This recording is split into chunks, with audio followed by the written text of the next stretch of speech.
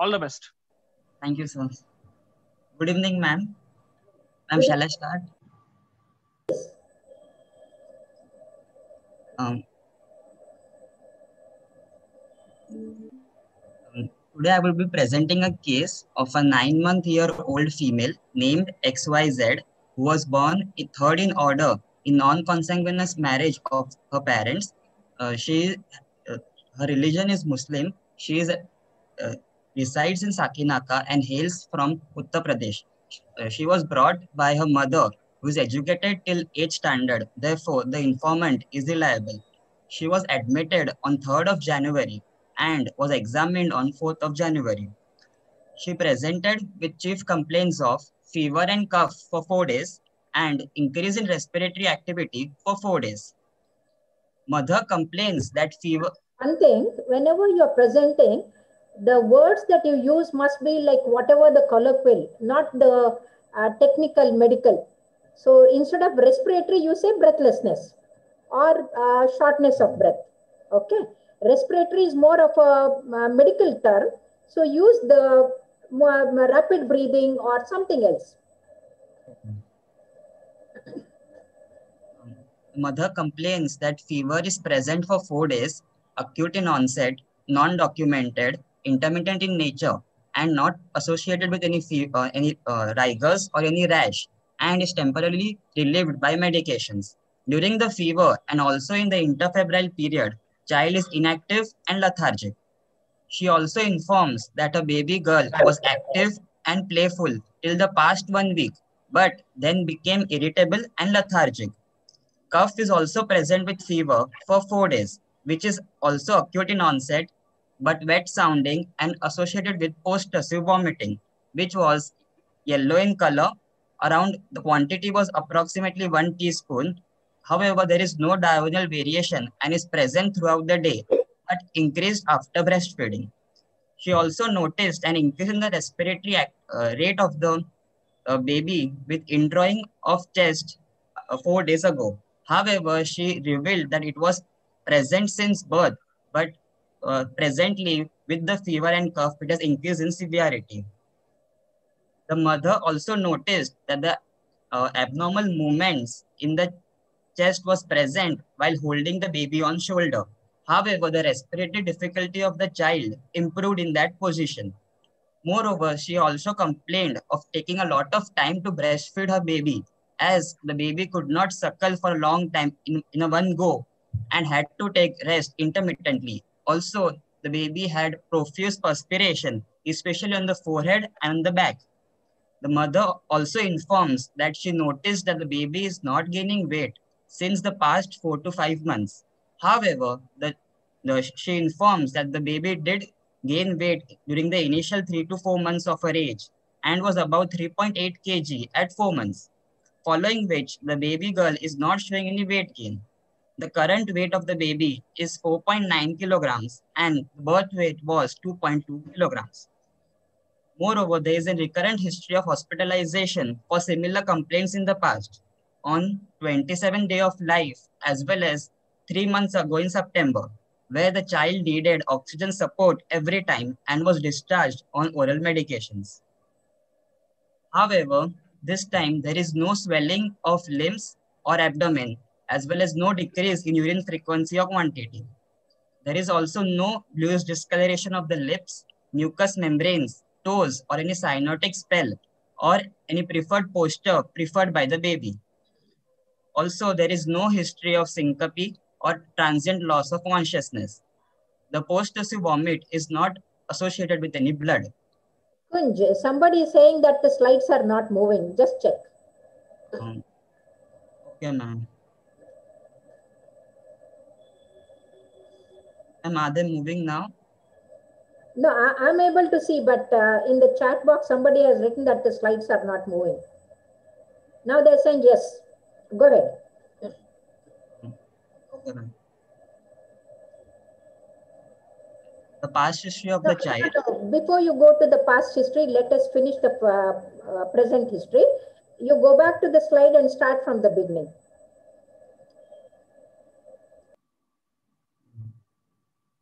Next slide. Okay. Next. Okay. Here you can start. Each complaint, let us start. When you started with the fever, you Yes, have to tell whether it is high or the low grade. Then you have to tell whether it is intermittent or continuous or remittent. That has to be mentioned.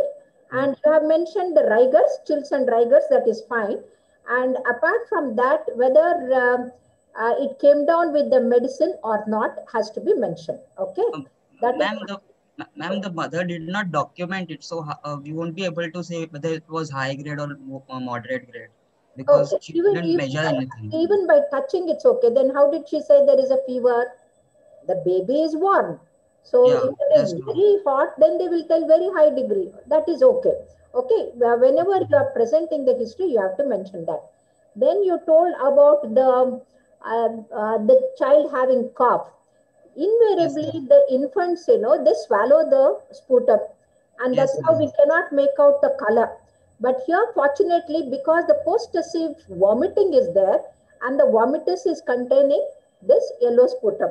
So here, whether yellow is the bile or the sputum, that we are not very sure. Okay, Yes, but yes, it ma'am. indicates that it is a purulent infection. And Yes. then again, you have to say that the respiratory rate, instead of that, you say hurried breathing or thing. And here, indrawing the chest can be said as the indrawing of the lower chest. That can be mentioned. And then next, go to the next. The mother noticed abnormal movement, that is the indrawing of the lower chest. That is fine. Yes, ma'am. And you mentioned about the feeds. There it is a suck rest suck cycle. Yes, So ma'am. you mentioned about the perspiration. See, usually what happens is the mother cover with the cloth, that is her pallu, while feeding. Yes, ma'am. So in a Yes, hot weather, the child may sweat. That has to be distinguished from the real sweating of the forehead. Suppose the child was not having sweating earlier and now it is having, then you have to think that it is due to the cardiac condition. So indrawing of the chest, suck rest suck cycle. Why do they have the suck rest suck cycle? ma'am, because the heart has to pump a lot because breastfeeding by a child is an act of exertion, and in this case, since the heart is affected, so heart is not able to pump. So there's a sympathetic overdrive, and that causes suppression because heart pumps for some time and then again gets fatigued. Saying heart pump, what happens is suckling itself requires lots of energy to suckle the milk from the breast. And this is like a exercise test for the baby. So whenever the child with the heart disease has got this success cycle, it indicates that it has got an inherent heart disease. So it is an indirect indication. And the sweating Yes, ma'am. also is because of the increased Uh, catecholamine thing. Then they have the, like how when you exercise you start sweating. yes, In the sweating. same way, the baby will start sweating. And why do they not gain the weight? Ma'am, because majority of the energy which is taken by the consumed by the child is utilized for breastfeeding and other normal activity of the different organs and perfusion of the tissues by the heart. Okay, So that is one aspect. Another aspect is because the child gets tired, it stops suckling without getting the complete feed. So there is an inadequate alimentation. That is one thing. The second thing is because of the repeated respiratory infection, admission to the hospital, every time the child becomes sick, again the nutrition comes down. So comes down. all Yes. these things will be contributing because there is an increased catabolism because of the left right shunt, two because of the success cycle, three because of the illness, repeated illness. So these are the things which make them not gain the weight. The Yes. length of the baby will be all right, the height will be all right, but the weight will It, be less. Unlike the cyanotic baby where they are plump. Okay, go ahead. yes. And you said the recurrent respiratory infection. What is the present IAP definition of recurrent respiratory, infection?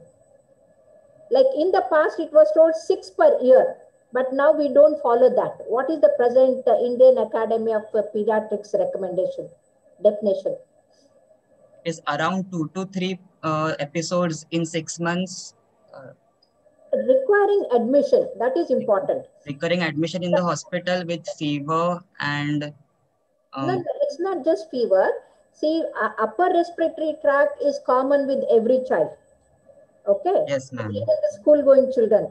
But when they require hospital admission, that means it is a lower respiratory infection. So the repeated lower respiratory infection is one of the what to say, like cardinal symptom of left to right shunts. Why do they develop repeated left to right shunts? Ma'am, because the left heart pressure is left ventricular pressure will be at a higher level than the right ventricle. So during systole, Uh, the maybe maybe Krishna can add because you are too young to answer that. Krishna can add, I suppose. Is Krishna there? Okay. Otherwise, I will tell. See, what happens is when there is a large left-right shunt, so the blood from the left ventricle comes to the right ventricle or into the pulmonary artery. So the yes, pulmonary ma'am. arteries and the branches, they get engorged because they are Yes, getting blood from the systemic venous circulation, that is IVC, SVC, I, and apart from that, left to right shunt. So the large amount of blood going into the pulmonary tree makes the pulmonary arteries engorged. engorged. And these engorged pulmonary arteries, they compress the adjacent bronchi and the bronchioles. See, there is a compression on the bronchi and the bronchioles. So as a result, there is a stagnation of the secretions produced in the bronchi and the bronchioles. Because there is a hyperemia, increased blood supply, there is a goblet cells are hypertrophied, more mucus is produced. On top of that, there is a obstruction and the ciliary movement is abnormal. So clearing of the secretion is not there. And you know, whenever there is anything stagnant, it is a nidus for infection. And this is how the child develops the bronchopneumonia. This is not the lobar pneumonia like other. See, in lobar pneumonia, there is a tachypnea, Alanasa will be moving, but indrawing of the chest will not be there. That is, chest retractions are not there. So, Yes, this is how we know the cardiac condition, that is the left to right shunt, causing the respiratory infection, causes the not only the Alanasa moving, the accessory muscles of respiration and also chest retraction. Why do they develop the chest retraction? ma'am, because of parenchymal involvement of the lungs, that's why during No. inspiration, Remember one thing, whenever there is a solidification of a part of the lung, Herring-Brewer reflex comes into action and the tachypnea occurs. Okay, that is the Herring-Brewer reflex. But here what happens is, because of the increased blood flow and the LVDP is raised, LA pressure is raised, the pulmonary venous pressure increased, and as a result, there is our lung becomes very turgid. And as a whole, the whole lung, it loses its elasticity. So breathlessness comes. So at this stage, what happens is the accessory muscles of respiration, like Alanase, the sternocleidomastoid, mastoid, intercostal muscles, all intercostal, will be over thing. That's how overactive. we know they are acting. But the most powerful respiratory muscle is the diaphragm. Normal breathing, Yes, we never feel the diaphragm taking part in the respiration. But here, because the child has to maintain the oxygen saturation, so the diaphragm, which is a powerful muscle, contracts. And the diaphragm insertion is in the lower chest. And lower that's chest, how we yes. know the chest retraction will be there. And this over the period causes the bilateral Harrison sulcus. So Circus, yes. the bilateral Harrison sulcus that you see is because of the over the period, the diaphragm overacting, it just indraws and that's how the sulcus forms. And because the LV pressure is high, LV EDP is high, the left atrium is also dilated and as a result, the precordium bulge will be there because of the LA, which is just behind the sternum. And No. now on one side you have the bulging the chest and on the other side there is a bilateral Harrison sulcus. And in case there is a malnutrition and the child has got rickets, you can also have the rickety rosary also. Rosary, So those feeding. are also to be seen. Okay, go ahead.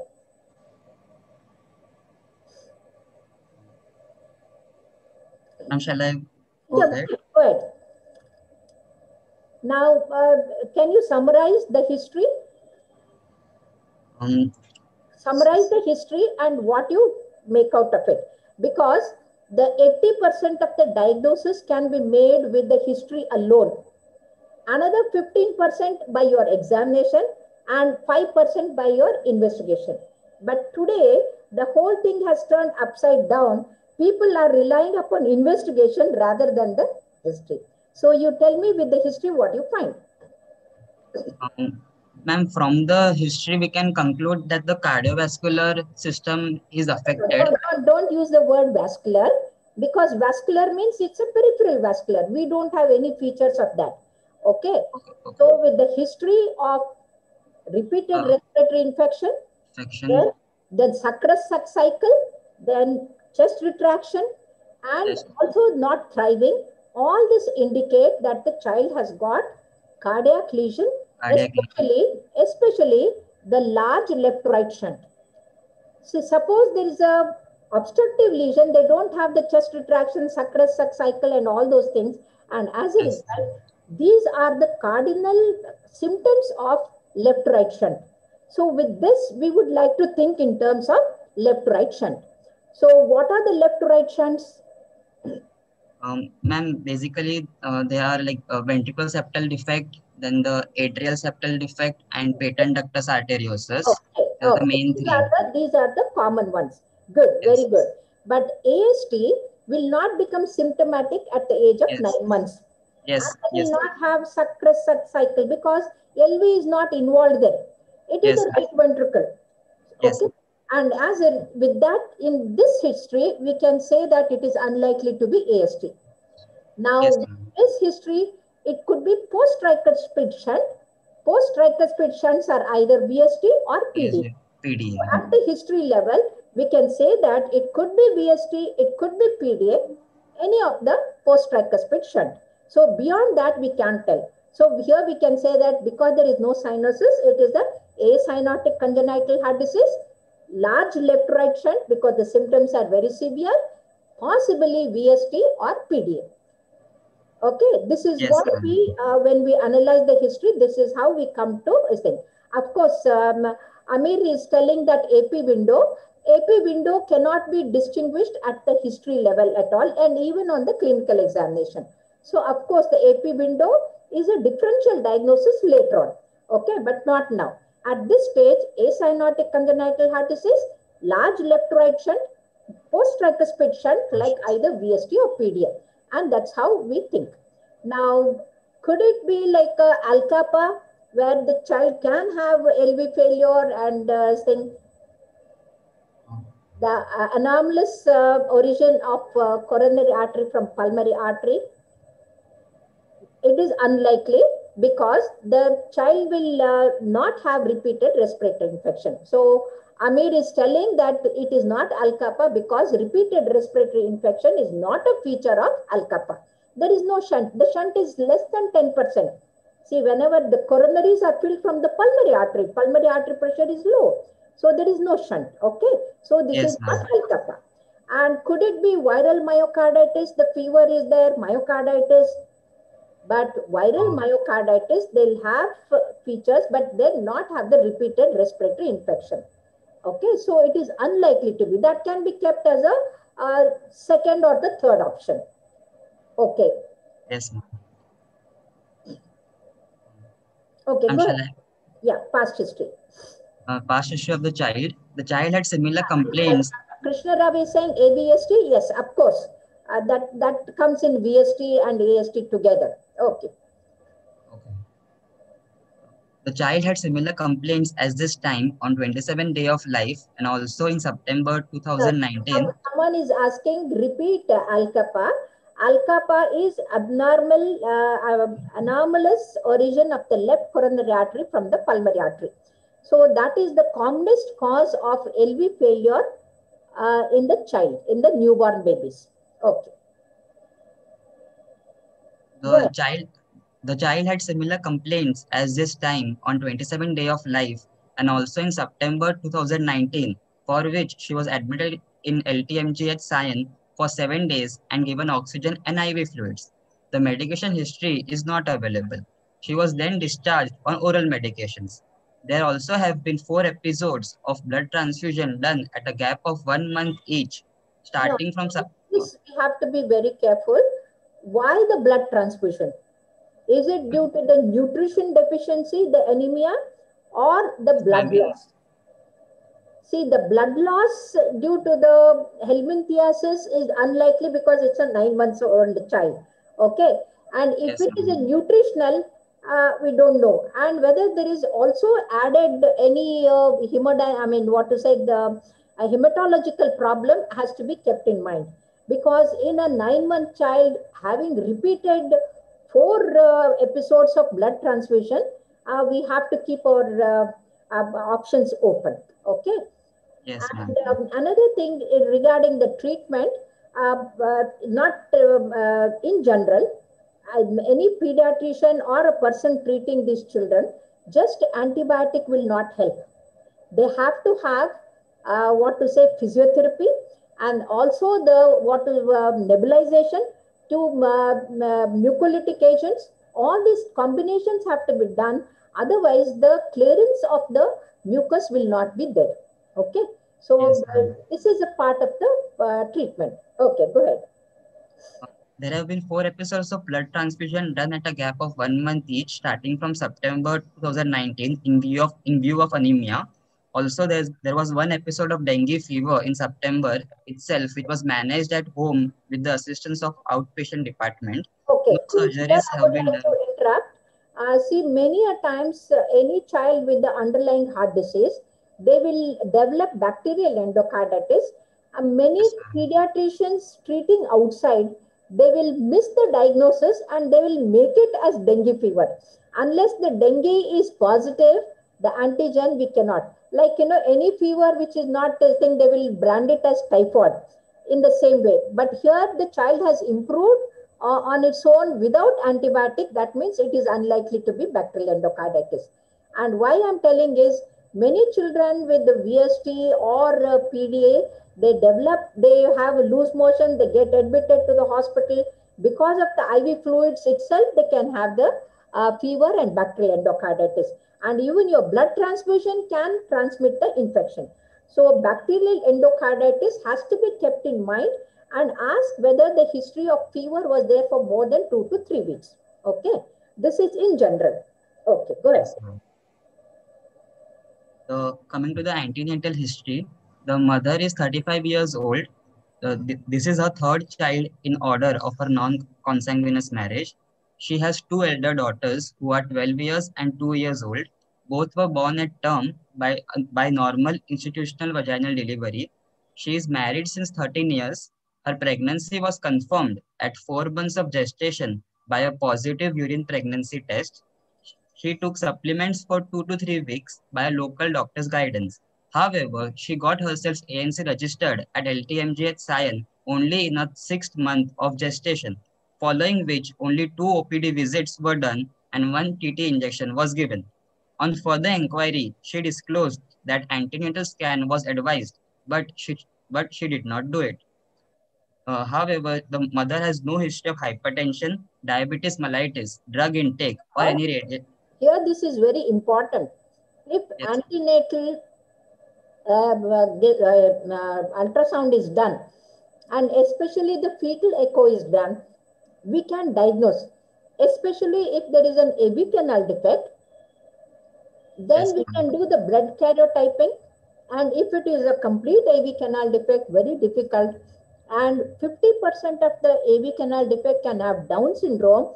And if the blood karyotyping shows genes are defective for Down syndrome, then we can advise the parents, because even if the heart is mended and the Krishna can operate on AV canal defect, mentally we cannot make the child normal. And hence options can be given for the medical termination of pregnancy. So this is in that way, it is very important that especially the lady who had a fever in the first trimester, you don't know what the cause is, whether it is a rubella or anything else, Oh, we have to do the antenatal fetal echo. Okay? yes, ma'am. Ma'am, she had a history of fever in the first trimester. Yeah, go ahead. The mother does not suffer from any seizure disorder. Mother also did not have any behavioral disturbances in her previous pregnancies. See, Uh, this behavioral disturbances is very important. It is known that postpartum. any pregnant lady taking antidepressant, Yes, sleeping tablets, smoking, or the drugs, or anti-asthmatic drugs, all this can cause the congenital anomaly in the child. So it and has even postpartum psychosis, if it occurs in the previous pregnancy, there's a high chance of recurrence in this pregnancy also.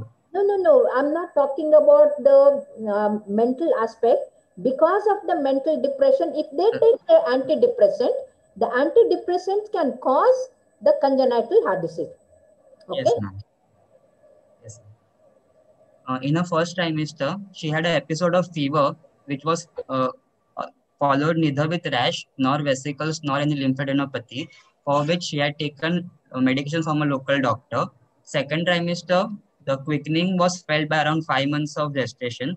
The blood pressure and glucose tolerance test, which were done, were in normal range. In the third trimester, she suffered from bleeding per vagina at 7 months of gestation, following which the child was delivered preterm at 7 months 3 days by emergency cesarean section.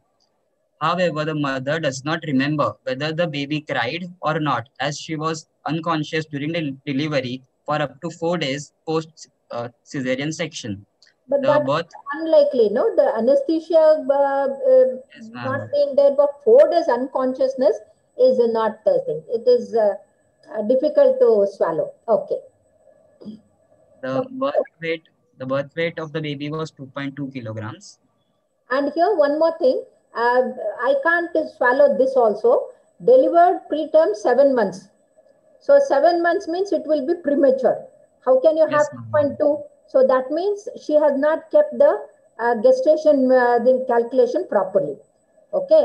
You said Okay, she yes, has ma'am. studied up to 8th standard, so she is very reliable. So these two things show that it is not reliable. Okay. The degree has got nothing to do with the common sense. Okay. Okay, go ahead. Coming to the neonatal history, the baby was immediately admitted in NICU as the baby did not cry at birth. She was given human milk for first 4 days of life, after which expressed breast milk was given. Baby doesn't cry at birth. It is a very, very serious problem.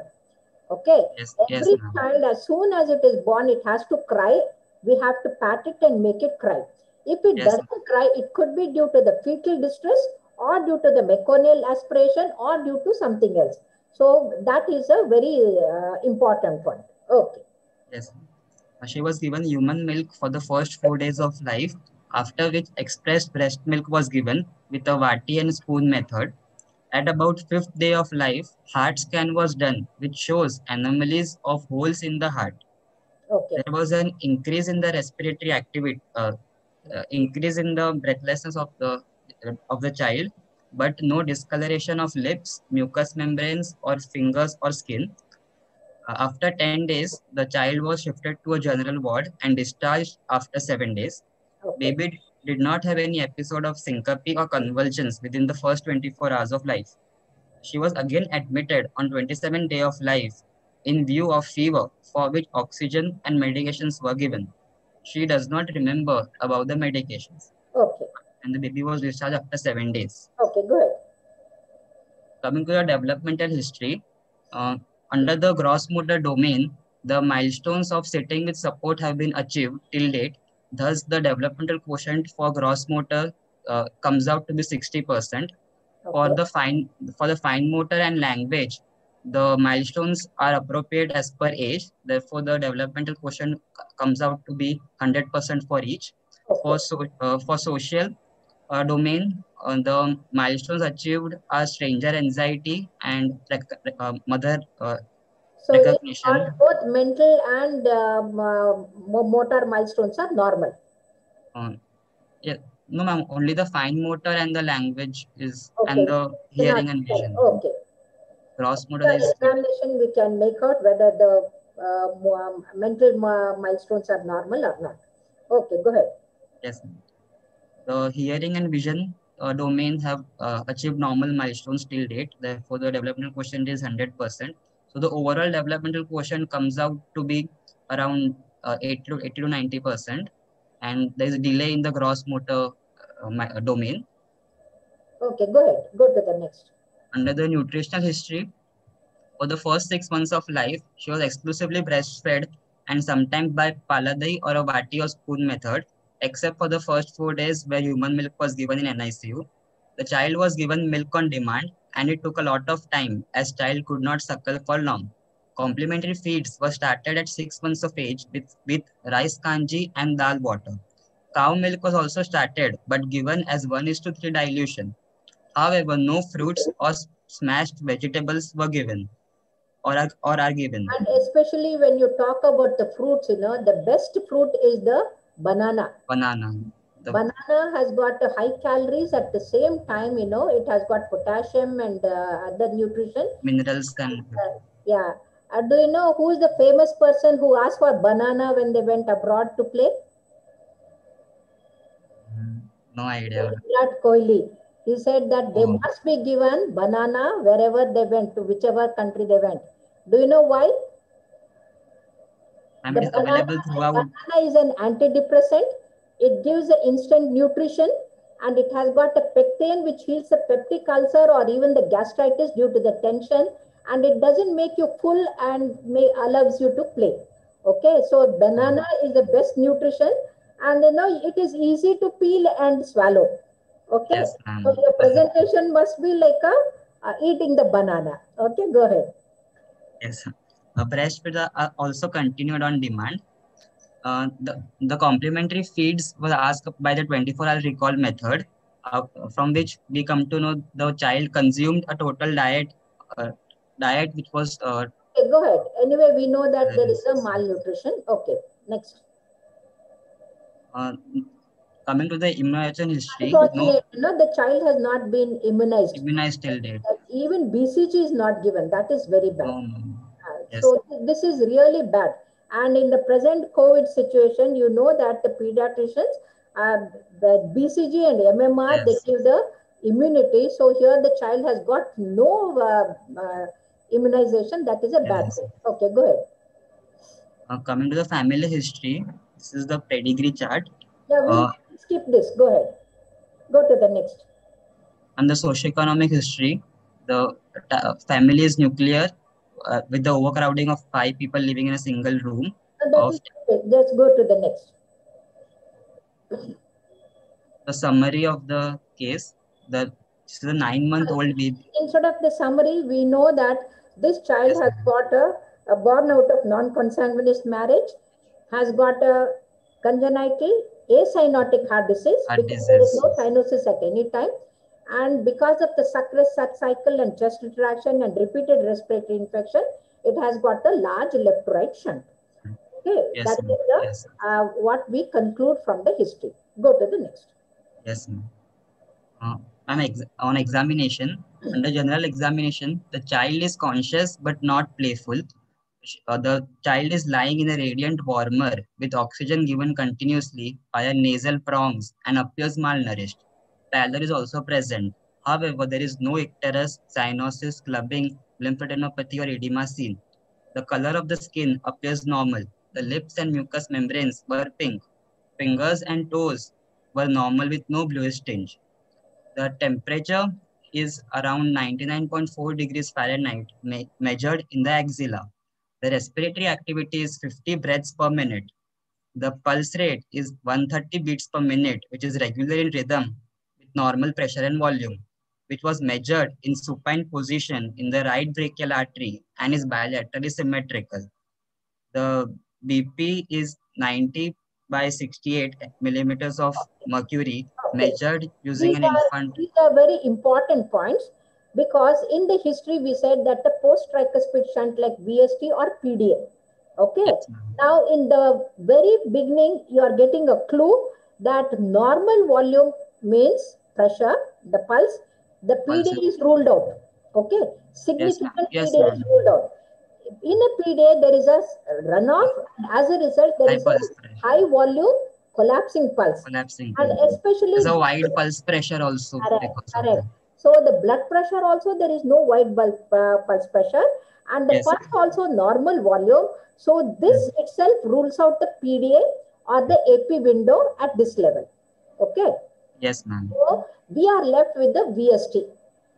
Associated Yes, EST we can make out only on the examination, and in the general examination we can one by one, when we rule out, the PDA is ruled out. So remember, any easily felt high volume dorsalis pedis indicates that there is a PDA or a AP window. So that is not there. Okay. And Yes. there is no loss of pulse in the lower limb. So coarctation is also ruled out. Yes, Okay. ma'am. So LV dysfunction also can come with the coarctation, though not the repeated respiratory infection. That also is ruled out. So with this, we rule out the coarctation, we rule out the PDA. and AP window. So we are left with the VST. Okay, go ahead. Yes. A head-to-toe examination. Head, scalp, and hair is normal. Anterior fontanelle is palpable with dimensions of approximately 2 centimeters. There is a, what to say, protein malnutrition. They'll have the flag sign and the flag sign. golden color, but that is not there. Okay, go ahead. The anterior fontanelle is not fused and is palpable with dimensions of approximately 2 centimeters by 2 centimeters. The posterior fontanelle is fused. The face, the coarse facial features can be seen. There is a flat nasal bridge and low set ears. The eyes have a downward slant with medial canthus at a lower level than the lateral canthus, and the epicanthal fold is present over the medial canthus extending from the upper eyelid to the lower eyelid. However, the cornea is clear. Okay.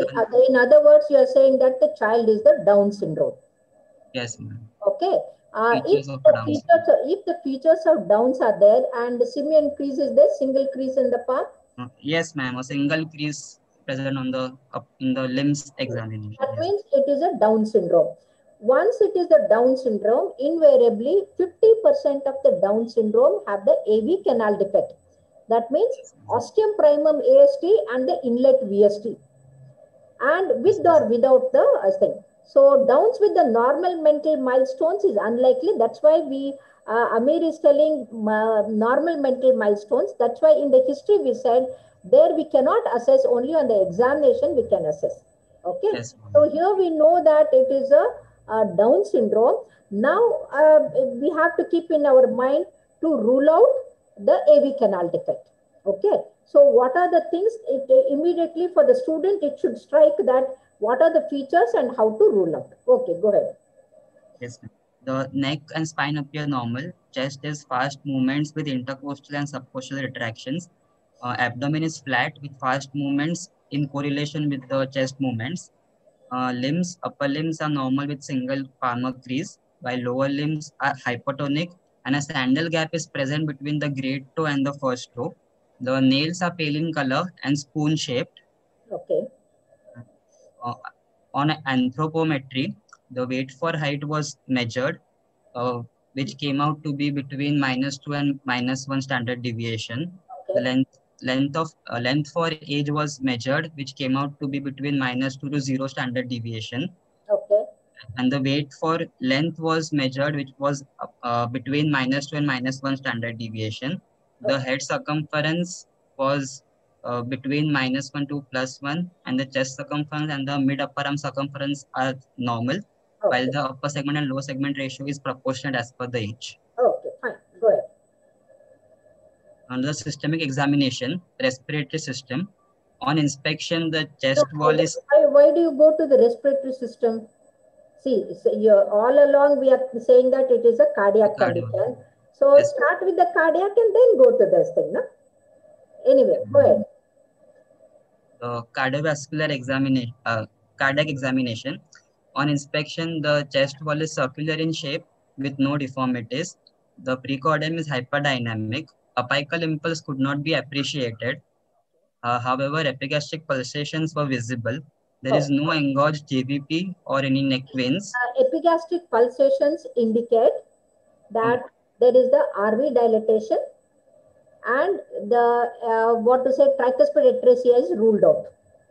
See, in tricuspid atresia, the cyanotic child, epigastric pulsations will not be there. Even if you insert your index finger, you will not be feeling the RV impulses. So if the RV impulses are there, that indicates that there is a RV dilatation also. Okay. Yes, ma'am.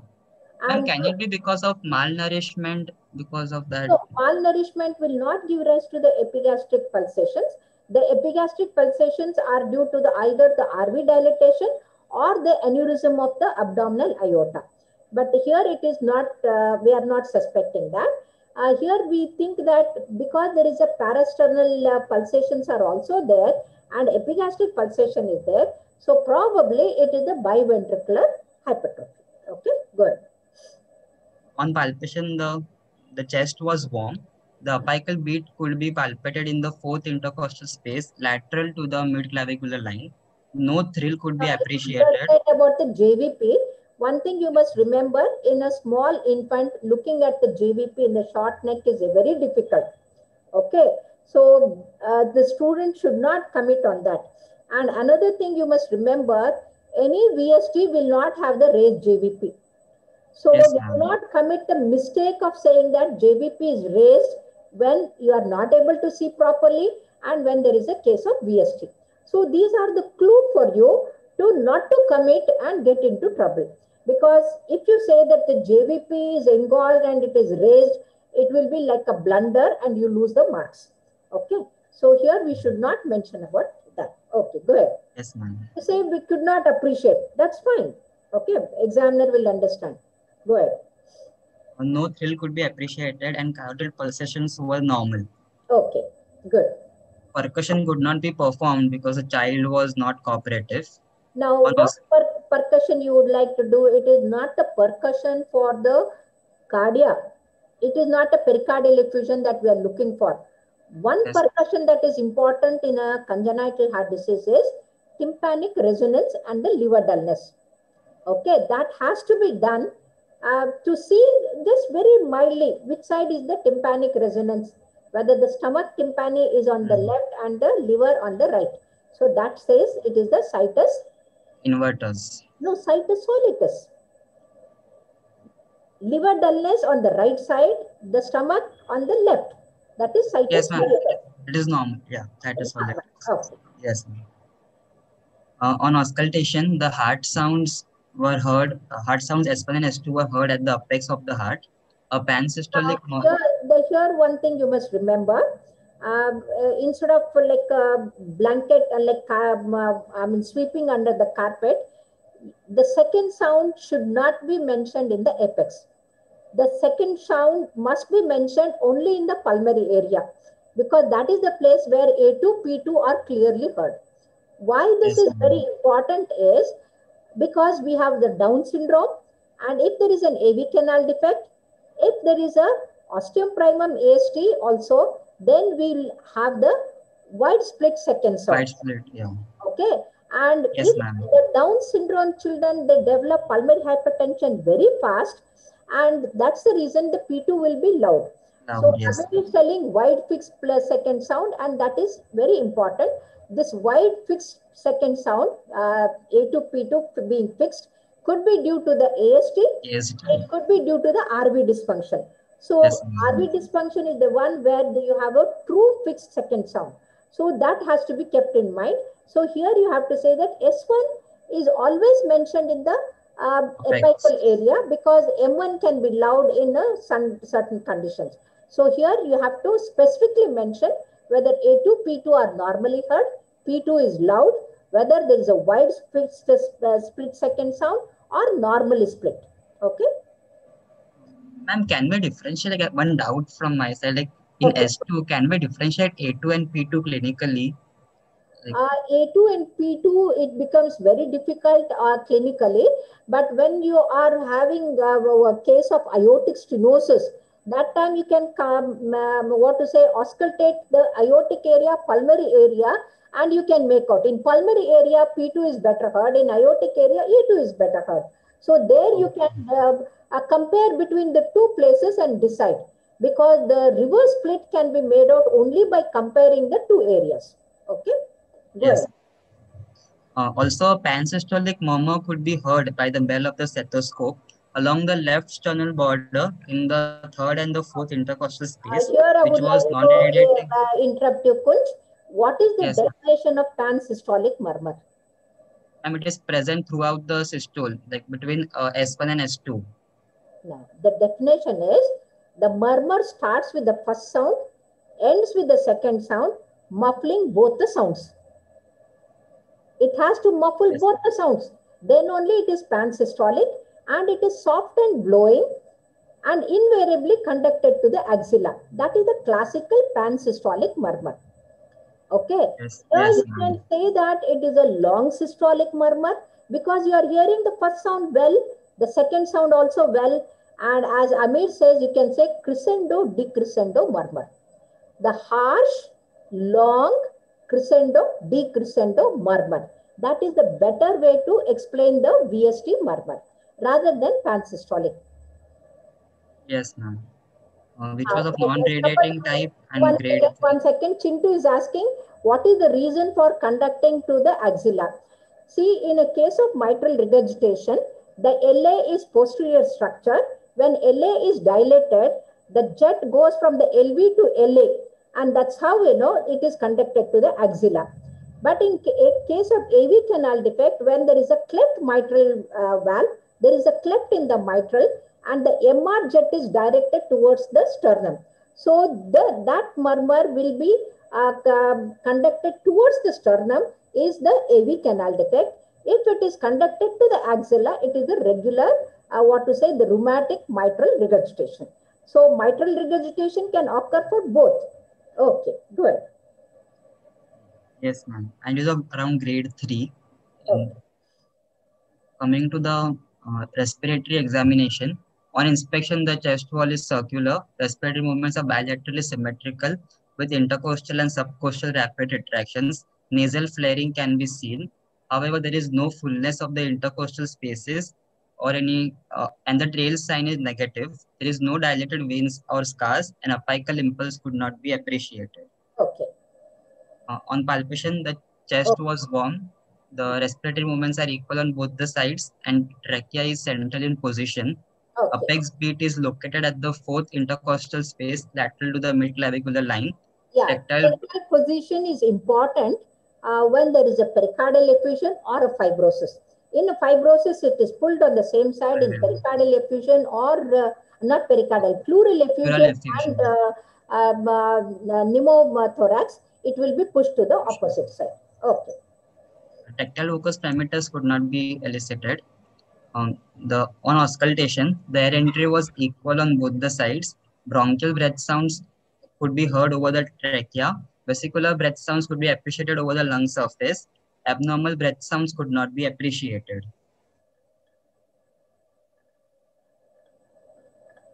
Okay, go ahead. Other system examination, per abdomen examination, on inspection, the shape was round and flat. It's okay. You can just summarize, Kunj. Kunj, you can just summarize. It's all normal. Go to next slide. The liver you have to mention.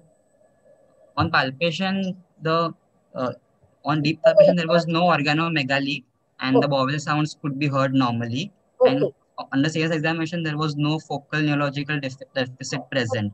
However, the lower limb was slightly hypotonic and sluggish reflexes were present. Okay, go to the diagnosis now. My probable diagnosis is a 9-month-old female child who is that is when you are summarizing the history you have to tell. When you come to the final diagnosis, let me tell you, this is not the way to put it. What you have to say is cyanotic or acyanotic first. This is the acyanotic congenital heart disease first. And the next thing that you have to mention is situs solitus, situs inversus, or ambiguous. So this is the situs solitus. Then you have to tell the anatomical diagnosis like ventricular septal defect or AST or whatever it is. Okay, so here we think it is the ventricular septal defect. The crescendo, decrescendo murmur that is there in the left sternal border. And then you have to tell large or what sort of left-right shunt. So here there is a large left-right shunt. Then you have to mention hemodynamic thing, whether the pulmonary hypertension is present or not present. So P2 you have not mentioned, so we are not sure whether there is a pulmonary hypertension or not. And after that, you have to tell sinus rhythm, no bacterial endocarditis with the lower respiratory infection. So that's how you have to tell the diagnosis. And then you have to mention the Down syndrome. Okay? Okay, ma'am. Yes, ma'am. So start. This is a diagnosis is Down syndrome, asymptomatic congenital heart disease, situs solitus, with large ventricular septal defect, left to right shunt, without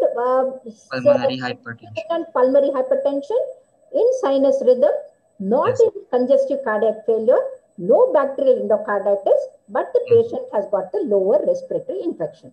Okay, that's how you have to write the diagnosis. Okay, go ahead. Ma'am. Okay, any X-ray? X-ray? No, ma'am. Now here, for the students, I would like to tell, the X-ray is very important. One, you can make out the plethora of the lung fields. Pneumonia we can make out, first thing. The second, the plethoric lung. And apart from the plethoric, whether there is a peripheral pruning. If there is a peripheral pruning and the plethora is there, that is pulmonary hypertension. Then cardiomegaly has to be looked for. If there is a cardiomegaly, there's a large shunt. And if the cardiomegaly has come down, there is a central plethora, but peripheral pruning is there, there is a pulmonary hypertension. So X-ray gives rise to pulmonary hypertension through the thing. And can we find out the pulmonary hypertension through the examination? Yes, one loud P2, parasternal heave, and X-ray showing the peripheral pruning. All this indicate the pulmonary hypertension. Okay. Then of course the echo will be the final diagnosis, because here your A2 we were not very sure, and once we do the echocardiogram, we can clearly make out whether there is a ostium primum AST, whether there is a cleft mitral, and also the inlet VST, and whether there is a regurgitation of the any AV valve, because regurgitation of the valve and the VST clinically you may not be able to distinguish, because both will be in the same area. Because left mitral MR also will come to the parasternal and the VST also will be there. So it is the echo is the one which helps you to make the perfect diagnosis. Okay? Yes. Any questions? Ma'am, clinically, like the parasternal heave which we study, like how to elicit that clinically? Yeah, you keep your palm on the parasternal region, and if your palm is lifted, that means there is a parasternal. So invariably they grade 1, 2, 3, mild, moderate, severe. But anyway, that if it is associated with the palpable P2, that means it is severe. So palpable P2 in the pulmonary area with the parasternal heave indicates the pulmonary hypertension. And ma'am, suppose like the child has a subcostal retractions and intercostal retractions, then would we be able to appreciate the heave and the heave is in the parasternal region, and the chest retraction is lower down where the diaphragm is connected. If there are different areas. What about intercostal retractions if they are present then in the in the intercostal spaces? Somebody, Vishnu is asking, what is the question? How do you differentiate difference between the type of the apical impulse? Okay, that's a very important question. Apical impulse, normally it is localized in one intercostal space. And if it is diffuse, you can say it is diffuse. Then if it is heaving, your finger will be lifted, and more than 50% of the systole, that is the heaving apical impulse. If it is medial retraction with the heaving apical impulse, it is due to the LV. If it is heaving, but there is a lifting medially, but the retraction laterally, that is the RV apical impulse. Like in tetralogy, you have a heaving apical impulse due to the RV. So that is, the lift is there of the finger, but there is a lateral retraction, that is on the lateral side where the LV is there, there is retraction, and the RV place, that is a heave is there. So that is the one. And another thing that you have to look for is whether there is a palpable S4. Palpable S4 is felt above the apical impulse. And then auscultation, you will hear the S4. The other one is the bifid apical impulse. Invariably, you feel it in the hypertrophic cardiomyopathy. Any question? The mechanism of bacterial endocarditis in VST. It is like any other resting, when there is a small VST and high velocity jet is going through, and that high velocity jet will go and hit on the RV side, and the bacterial endocarditis are very common. And one of the ways of closing the spontaneous closure of VST is by bacterial endocarditis. I have seen many of them. Okay, any other questions? If no, then we'll move to the presentation of the cases. Is that okay, Krishna? Yes, madam. Yes, madam. Well done. I think a big clap to Kunj for. Yes, madam. Yes, madam. I was about to ask you, sir. Yeah. Good. Thank you, ma'am. Didn't commit many mistakes. For an undergraduate, it was very good, very nicely done. Only thing that you missed was the P2, when describing about the P2. And that is very important for any cardiologist. Sure, ma'am. Thank you, ma'am. Okay. Good evening, everybody. It's a pleasure to be with the youngsters with so much of enthusiasm to learn. And to learn anything, the enthusiasm, dedication are extremely important, and the commitment. And here I would like to say that the diagnosis of congenital heart disease represents the epitome of applied clinical logic when correct inferences are drawn from the accurate observation. The diagnoses are made with the more gratifying frequency. This is what Joseph Perloff said, and Joseph Perloff's book is like a gospel, and which I read not once, twice, thrice, umpteen number of times. And when I wrote the comprehensive approach to congenital heart disease, he wrote the preface for my book, and he appreciated because his book contains only the clinical aspect and not the management.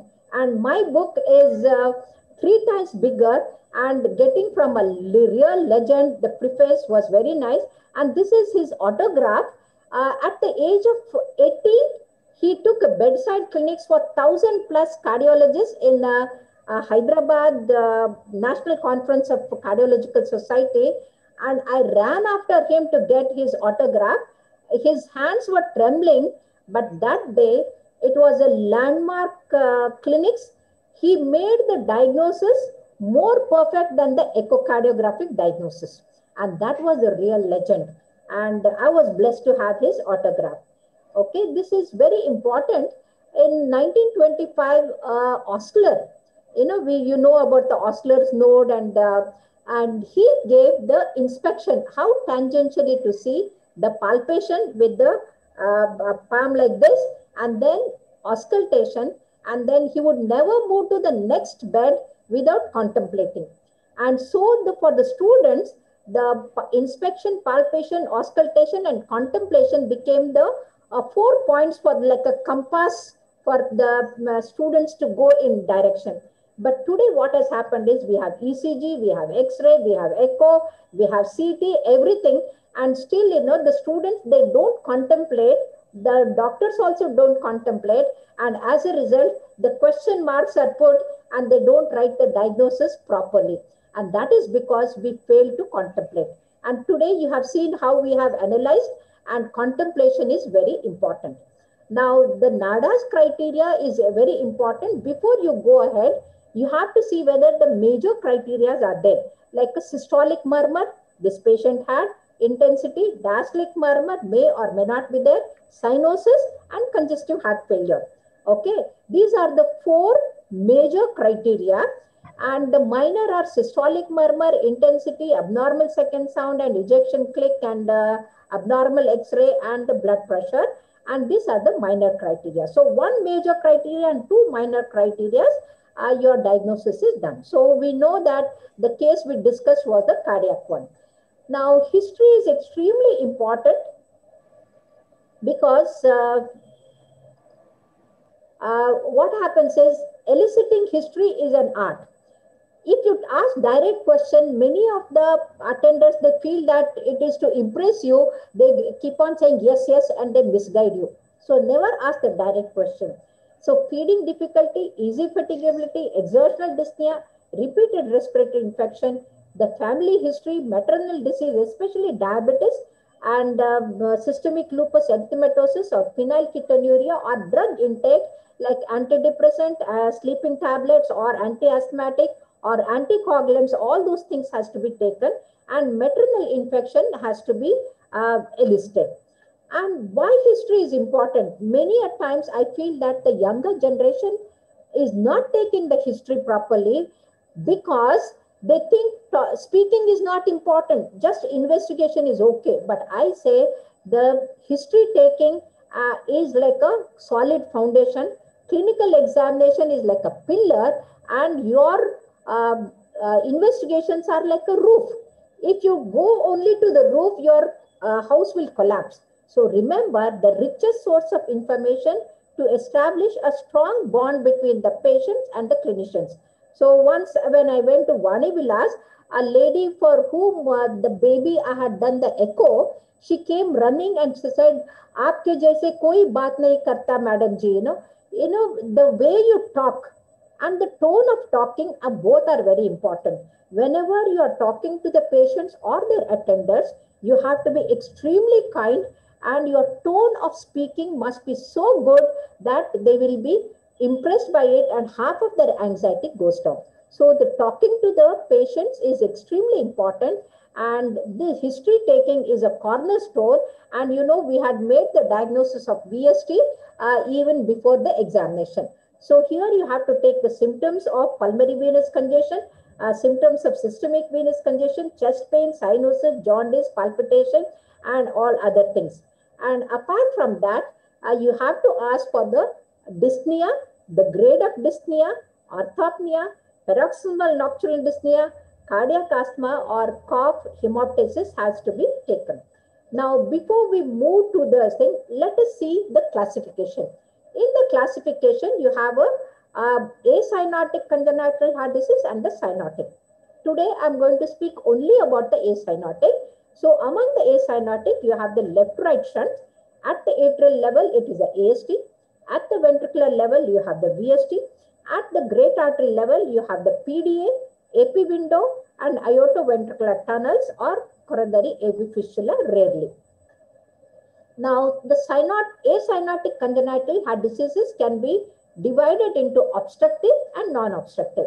In the obstructive, you have a pulmonary stenosis, aortic stenosis, coarctation of aorta, peripheral pulmonary artery stenosis, congenital, what you call as the parachute mitral valve with the mitral stenosis, and the pulmonary venous stenosis.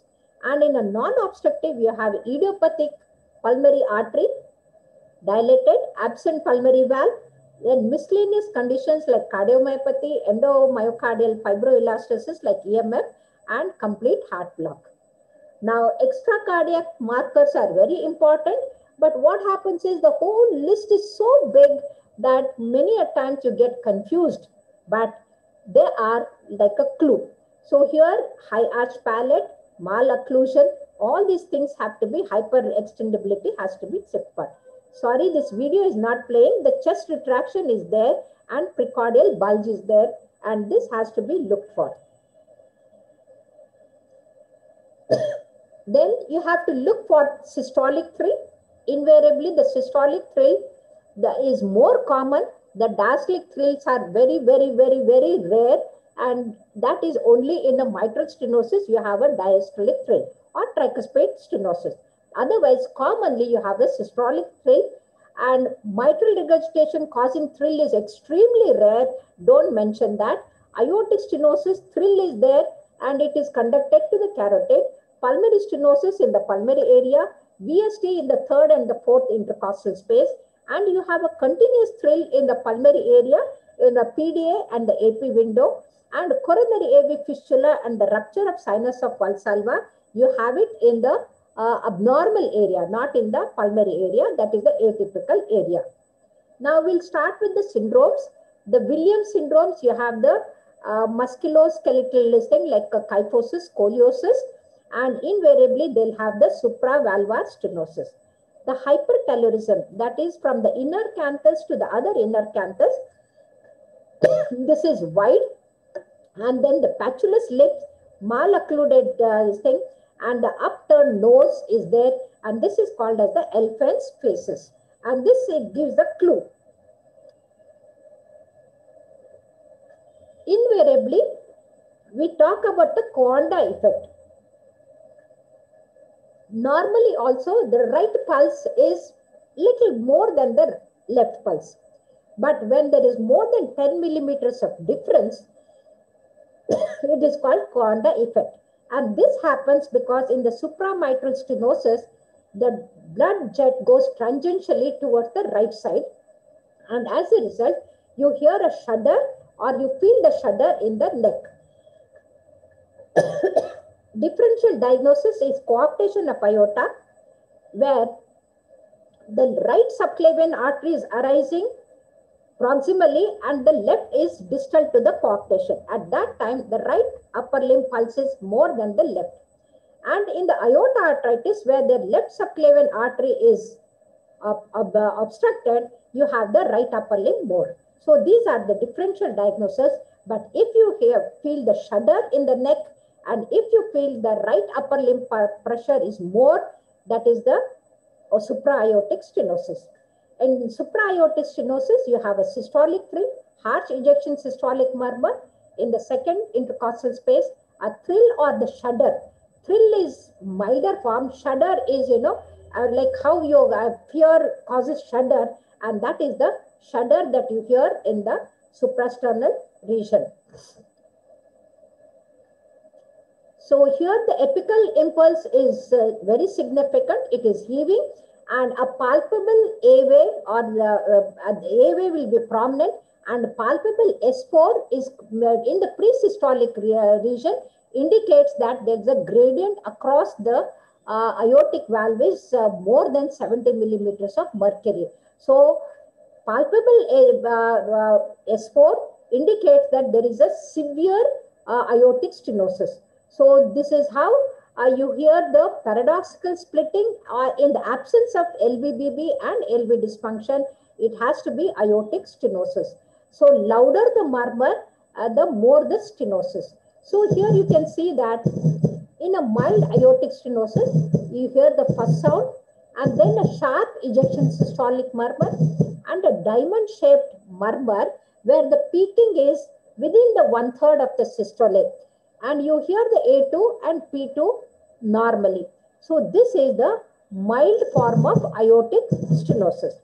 When there is a moderate aortic stenosis, what happens is S1 is normal, ejection click is very sharp and loud, then there is a bicuspid aortic valve, and then the peaking of the murmur occurs in the second half of the systole, and here the P2 is not heard because A2, P2 merge together. Because the A2 is moving away and they become together, a single A2 is heard. So this is not a true single A2. The true single A2 is heard in pulmonary atresia and truncus arteriosus. So here, because A2 has moved towards the P2, you are hearing it as a single. And when you come to the severe aortic stenosis, you hear the S4 and then you hear the S1.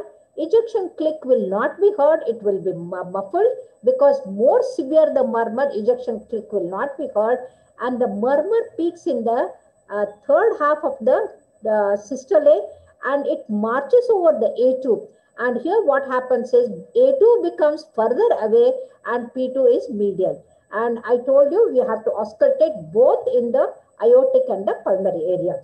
Now coming to the Noonan syndrome, there is a short stature.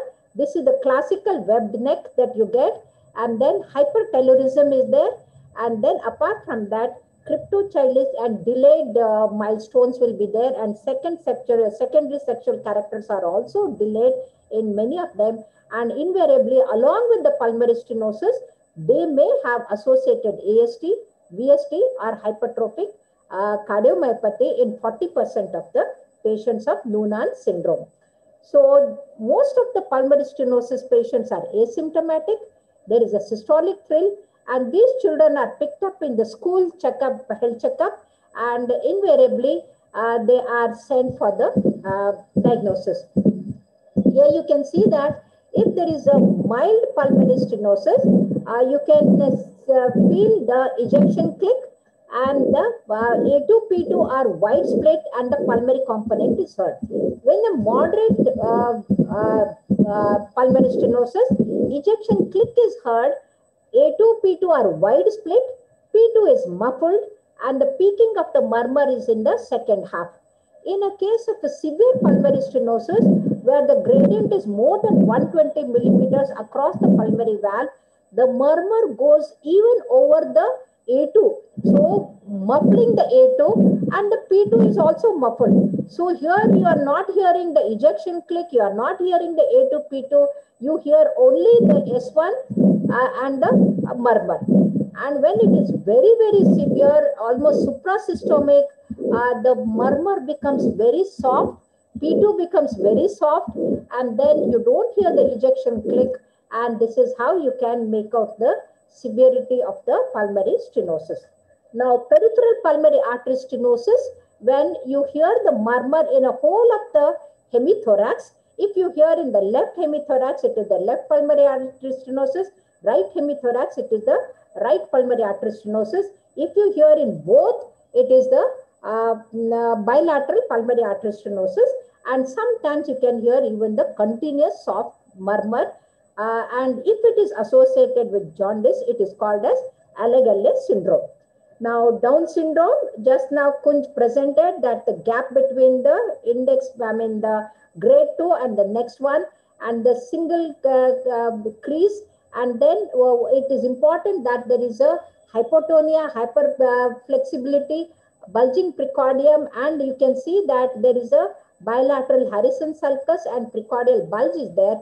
And what is important that there is a dysplastic middle phalanx of the fifth finger, and the fifth finger has got only one flexion furrow, and you can see that there is a single furrow there. And here you can see that the low set hair here and the low hairline, and all these indicate that that's a Down syndrome and classical picture of that. And in Ellis-Cleveland syndrome, you can see that there is a dwarfism is there, polydactyly is there, syndactyly is there. You can see multiple polydactyly, and common atrium is very common in these conditions.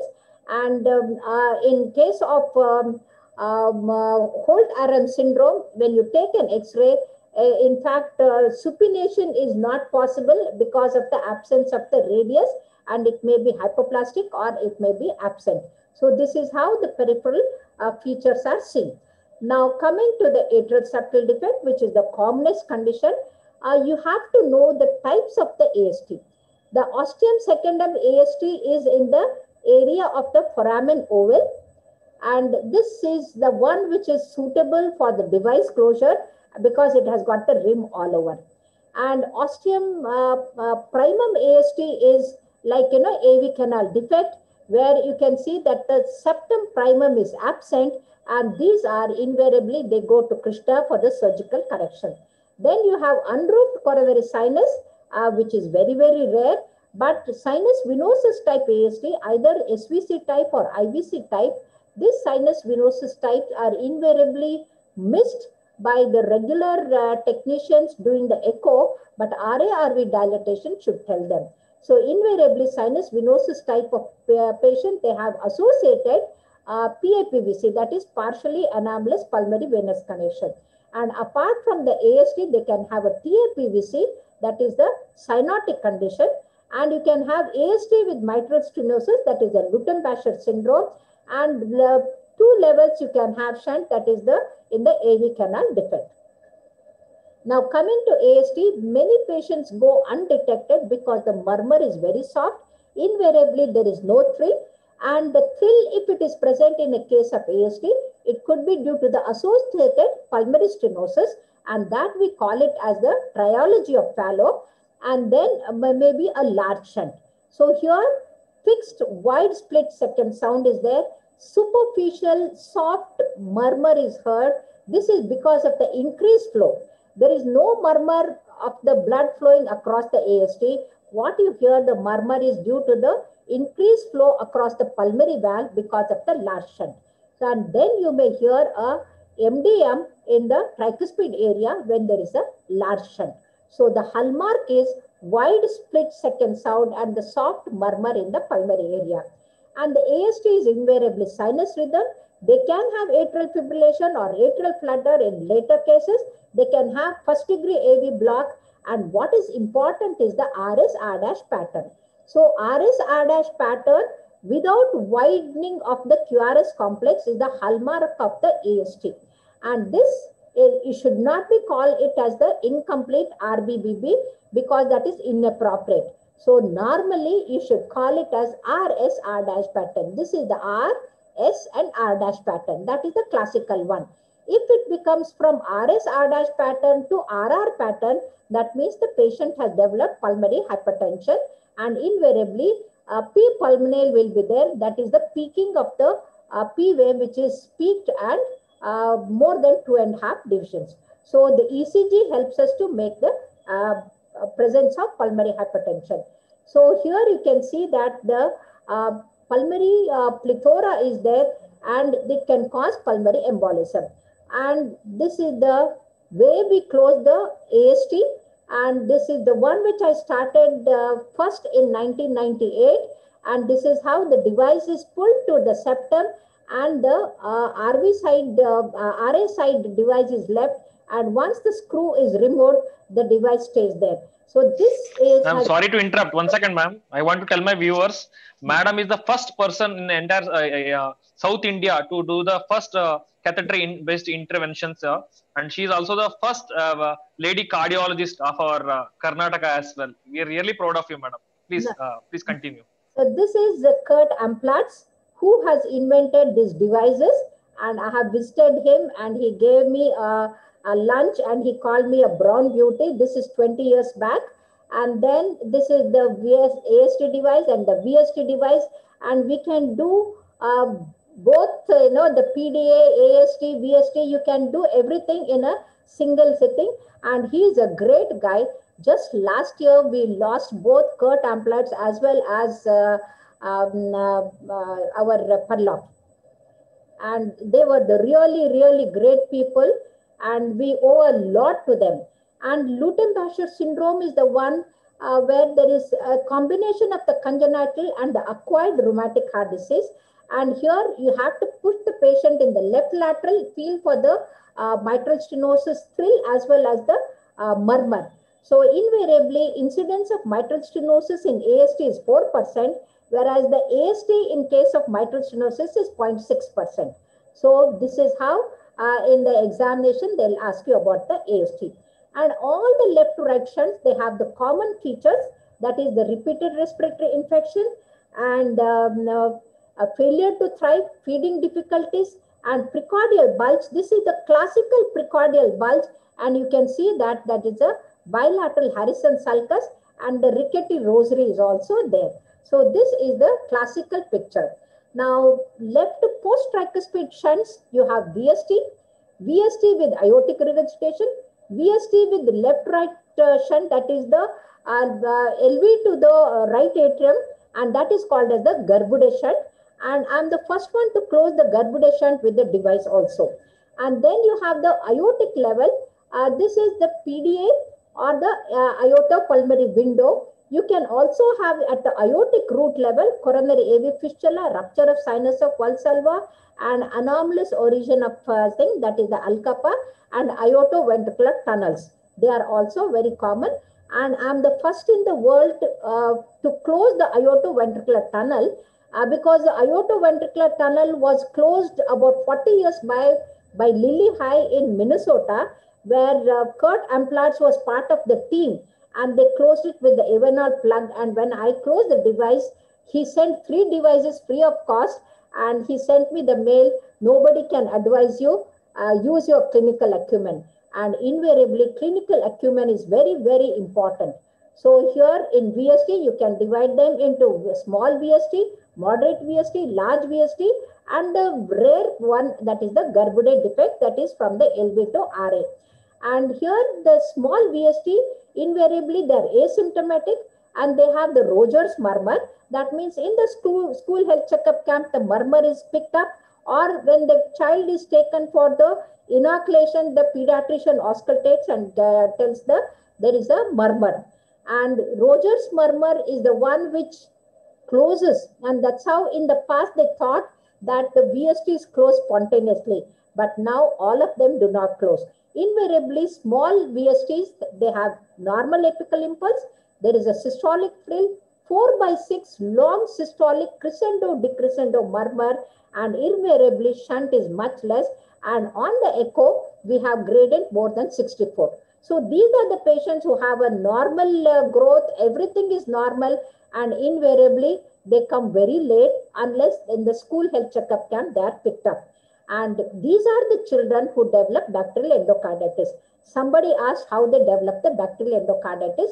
When you narrow the small hole, when the high velocity jet is going, there is a denudation of the endothelium inside endomyocardium, and that causes the bacterial endocarditis. So here these patients should be regularly checked once in 6 months or an year, as long as the child is doing well. So moderate apical impulse, it is the LV type. There is a mid-diastolic murmur in the mitral area. There is a split S2, and this is the one which is invariably systolic pressure of the RV systolic pressure is less than the 80% of the left, and as a result still there is a left-right shunt, and these are the ones they go for the elective surgery by Krishna. And the apical impulse in a large VST is LV type. MDM is there. The split becomes narrow, and here the RV pressure is though less than 80%. There sometimes there can be a bidirectional shunt during the particular cycle of the cardiac cycle, and invariably there is a natural phenomena of damming the left-right shunt in the form of infundibular stenosis occurring over the period, and that is called as the Gasul's effect. The spelling is wrong. So the non-restrictive VST invariably we see in a tetralogy of Fallot, where both the ventricles will be pumping into the overriding aorta. The X-ray plays a very important role. Here you can see that there is a very mild cardiomegaly, and the plethoric lung is not there. It is practically normal, the small VST. And this is the one where there is a moderate sized VST, plethora is there, pulmonary conus is prominent, and this is the moderate VST. The RV also is there. So here you can see that there is a gross cardiomegaly. Both RV and LV are prominent. Pulmonary conus is prominent. Bilateral plethora is present, and when it develops pulmonary hypertension, the cardiomegaly comes down, and you can see that literally there are no vasculature in the lateral 1/3. You can see that in the lateral 1/3 there is no vasculature. The hilum has got a plethora, but not the lateral. So that is almost going to the Eisenmenger. And ECG, you have the classical Kautz-Waschel phenomena, that is the tall R wave and the deep S wave in the mid-chest leads. But if they develop prominent R in V1, indicates that the patient has got a pulmonary hypertension. So here you can, if the QR pattern is there, the Q and R pattern, that is the suprasystemic RV pressure. So here parasternal heave is there, apical impulse will be there, mid-diastolic murmur will be there, and the QPQS is more than 2:1. And the clinical examination itself, a clinician, a pediatrician can refer the child for the echo and the diagnosis. And in the past, the people were telling the many pediatricians, don't worry, the VST will close. Never commit that blunder, because in the past 20 years back, many children used to come with the Eisenmengers. Now that percentage has come down because we have trained lots of pediatricians to be aware of this. And you can see that only 80% of the muscular as well as the perimembranous VST is closed. But otherwise, the subpulmonic VST or inless VSTs, they do not close at all. So 25% closure of the small VSTs occur in 1 year, 45% within 3 years, and only 7% of the VSTs, they close spontaneously. Those who had the CCF like this child, this is unlikely to close, and this child that we discussed has to go for the surgical closure. The small and the moderate ones are the Swiss cheese VSTs. They all can be closed with the device. Now, if there is a cataract, microphthalmia, retinopathy, deafness, and all these indicate the rubella syndrome, and invariably they'll have the PDA or the VST, and they can also have a thrombocytopenic purpura and hemolytic anemia. And that's why I asked whether the child was getting 4 tons blood, whether there is a hemolytic problem also. And that has to be investigated by the hematological parameters. Now, how the PDA and the VS AP window murmur occurs. This is a continuous murmur which starts with the first sound. It marches over the A2, P2, and then it continues in the diastole and comes down at the next S1. So this continuous murmur, it is machinery, harsh, loud, and it has got the same quality throughout during systole and the diastole, and that machinery is murmur is due to the PDA or the VST. Now we have started closing. This is the first PDA closure that I did with the device, and AP window also cannot be clinically distinguished, and that also can be closed with the device, and if it is too big, it goes for the surgery. Now, how do you distinguish the VST AR from the PDA? In a VST AR, it is a to and fro murmur. To murmur is due to the VST, which is the crescendo decrescendo murmur, and A2 P2 murmur sounds are very clearly heard. The murmur is not marching over like a PDA, but here the murmur stops short of the A2 and P2, and then the early diastolic murmur of the aortic regurgitation, which is soft and blowing, comes. So the systolic murmur is a crescendo decrescendo harsh murmur, and early diastolic murmur is a soft and blowing, and this is how it is called as a to and fro murmur. So this to and fro murmur can occur with the pulmonary stenosis, with the pulmonary regurgitation, or with the VST with the Stills murmur, that is the what to say, like the PR murmur. So you can have VST with the PH with the PR, you can have small VST with the AR, you can have pulmonary stenosis, pulmonary regurgitation, and all of them, they will have the to and fro murmur. So to summarize, in PDA, there is a continuous machinery murmur which spills over the second sound, it marches over, and you have eddy sounds because of the turbulence, and you have the murmur peaking at P2, and S2 is inaudible. That is a classical PDA or the AP window. And in VST AR, which is a to and fro murmur, the character of murmur changes at S2. Early diastolic murmur, which is soft and blowing, is heard, and this is not spilling over the murmur, and you can hear the murmur in the third and the fourth intercostal space, and A2 is very clearly audible, whereas A2 is inaudible in the ductus PDA. So in rupture of sinus of Valsalva, there is an atypical murmur depending on where the murmur is heard. See, in a case of VST or AR, you do not feel the JVP raised, but here JVP is raised. And depending on where the murmur is heard, if it is heard in the second intercostal space, it is a rupture is in the infundibulum. If it is in the lower sternal border, it is below the infundibulum. If it is heard towards the sternum, it is in the right atrium.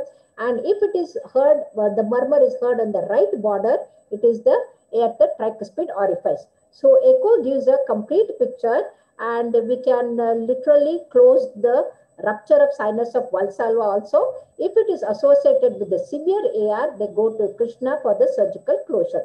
The coronary AV fistula is mostly asymptomatic, and invariably they present much late because of the ischemia. I had a 20 years old medical student coming with the VT, and he had a coronary AV fistula, and I closed it with the device, and he became all right. So this is a clinical scenario. 20 years old presented with the history of palpitation, acute breathlessness, and history of rheumatic heart disease on penicillin prophylaxis for a long time. And on examination, there was a pulse was 82 and the BP was not recorded by the previous people. And on the CAT table, when I felt, I told the patient was taken for emergency PTMC. And at that time, I told my professor, sir, this is a coarctation of aorta. He got very much annoyed because, it was a regular case of mitral stenosis proved with the echo. And nobody had mentioned about the coarctation. And I took the bets because remember, be humble, touch the feet, you'll never miss the diagnosis of coarctation. This patient did not have femorals on the table, so I was right. And whatever they taught us, put all your eggs in one basket is wrong. And even in the nature, the birds, they put their eggs in different places so that they are not destroyed together. And here you can see that this patient had the coarctation and simultaneously I did both. So here you must remember, rib notching is the one of the past.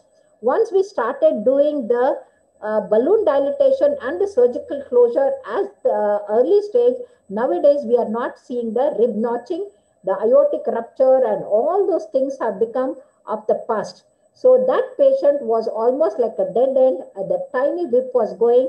I crossed it, dilated with the balloon, simultaneously did the balloon dilatation of the mitral stenosis also. So remember, hypertrophic cardiomyopathy is a classical one. Invariably, they present with angina. The angina in children could be due to the aortic stenosis or L-kappa or due to the hypertrophic cardiomyopathy. Otherwise, invariably, chest pain in children is psychogenic and you have to take the history and examine properly. And the patient may have syncope or pre-syncope. The family history will have the sudden death. And these patients, they'll have what to say, like a strike and dome type of dysphorians in the carotid pulse. And also they can have the bifid apical impulse. And the Marfan syndromes, you know how to make the diagnosis with the peripheral presentations. And invariably, they may come with the aortic regurgitation or dissection. And causes of the heart failure in children, critical aortic stenosis, coarctation, and other conditions. And invariably, these children, require early intervention. I have done the balloon dilatation in hydros fetalis in a 14-hour baby. So remember, proper diagnosis at the appropriate time and the timely treatment can literally save them from the death. So early recognition of the congestive heart failure in children is very important. Unlike in adult, you don't have JVP and you don't have the edema, but you have the feeding difficulties, tachypnea of more than 45 millimeter, respiratory grunting may be there, flaring of ananesia, intercostal retraction, and lower chest retraction. These are all the indications of the LV dysfunction. And persistent tachycardia of more than 120 and hepatomegaly of more than 3 centimeter and excessive perspiration, all that indicate the failure. So signs and symptoms in the older children are almost like others. So to conclude, friends, no child should go for the Eisenmengers, whether it is AST, VST, PDA, AP window, coronary AV fissure, tunnel, whatever it is, all of them can be either treated non-surgically by device closure or by surgically. But allowing them to missing the diagnosis, allowing them to develop pulmonary hypertension and Eisenmengers and right to left shunt is a criminal negligence on the part of the clinicians. So a known case of AST, VST, PDA develops clubbing, cyanosis, shortening and softening of the murmur and loud P2, then we have to say that it is Eisenmengers. So that it is high time that we stop blaming each other and started learning from each other. And in this direction, I would like to congratulate Krishna and his team for starting learning from each other. Unless we learn from each other, we never improve ourselves and mistakes from us will continue to occur. So remember, as small as 2 millimeter VST can be made out. But if you fail to make out the diagnosis in time, they go for the Eisenmenger's, that is the water jug appearance, aneurysmally dilated pulmonary artery and the right pulmonary artery, no cardiomegaly, peripheral pruning, and the best clinician is the one who knows what is possible. That is, even in the fetal echo itself, you can make the diagnosis. And what is impossible is when it goes for Eisenmenger's, neither the surgeon nor the cardiologist, nobody can do anything for the child. So remember, clinicians are the captain of the ship, and if you fail to see the tip of the iceberg, even the Titanic ship sinks. And that's how we know early diagnosis, timely management, and appropriate treatment is the best one. And thank you very much for inviting me to be among you all. And it is my pleasure to have spoken to you regarding the asymptomatic congenital heart disease. Thank you, madam, for that wonderful inputs. Dear members, now it's an opportunity for all of us to ask doubts and clarify them from the authority herself. So if you have any doubts regarding the acyanotic congenital heart diseases, madam has also agreed to take another session on cyanotic congenital heart diseases soon. So Sure. now today, particularly about acyanotic congenital heart diseases, so far whatever we discussed, any clarifications you want to have, please ask madam directly. It's a golden opportunity, don't miss it. Dear friends, madam has so many world records, 7 to 8 world records to her credits. I can keep on narrating about her a whole night maybe, but this is not, maybe another, when she is not there, I'll tell all these about her, okay? No, And madam's books about congenital heart diseases are available in online platforms. We can make the best use of them also, especially for cardiology and city-based residents maybe.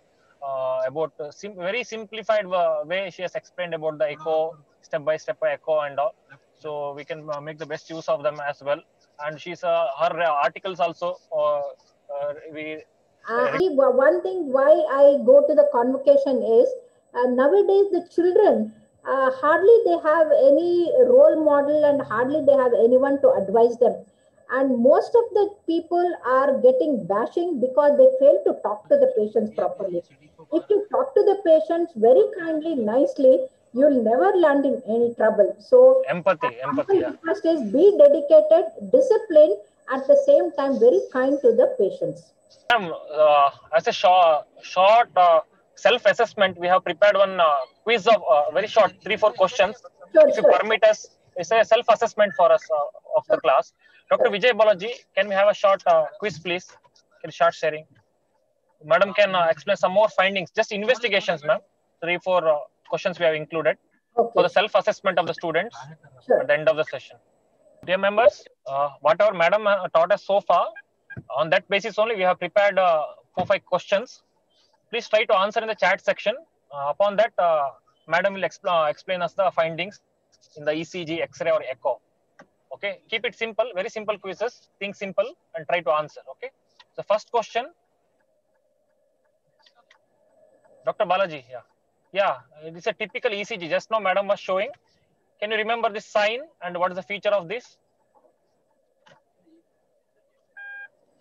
Dr. Vijay Balaji, please take over.